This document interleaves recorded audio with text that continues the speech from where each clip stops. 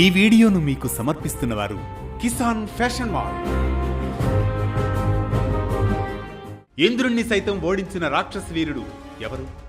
ఆకాశంలో మేఘాల మధ్య సాగిన యుద్ధం. ఆ యుద్ధంలో ప్రవీణుడు యోధుడు ఎవరు? బ్రహ్మాస్త్రాన్నే వరంగా పొంది దేవతలనే వణికించిన శక్తి ఎవరిది? రామలక్ష్మణుల్ని నాగాస్త్రంతో కట్టిపడేసిన ఆ మర్మం ఏమిటి? అతడే రావణాసురుడి సుతుడు మేఘనాథుడు. ఈనాటి వేటు న్యూస్ అనగనగాలోని కథనమే యజ్ఞబలం మాయా వలయం, ఇంద్రుణ్ణే జయించిన వీరుని గాథ.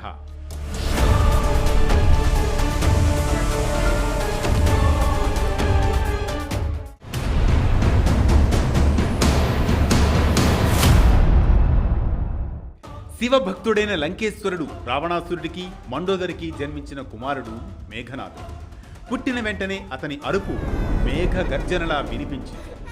అందుకే మేఘనాథుడు అనే నామకరణం అతనికి జరిగింది. ఆ సమయంలో రావణుడు గర్వంగా, నా పుత్రుడు సాధారణమైన వాడు కాదు, యుద్ధంలో అపరాజితుడు. పిన్న వయస్సులోనే మేఘనాథుడు బ్రహ్మదేవుని అనుగ్రహం పొందాడు. బ్రహ్మాస్త్రాన్ని వరంగా సంపాదించాడు. అంతేకాదు, యుద్ధ సమయాల్లో ఆకాశంలోకి ఎగసి మేఘాలలో దాగి యుద్ధం చేసే మాయ విద్య అతనికున్న అపూర్వ శక్తి. ఒక సందర్భంలో ఇంద్రుడు రావణుణ్ణి ఓడించి బంధి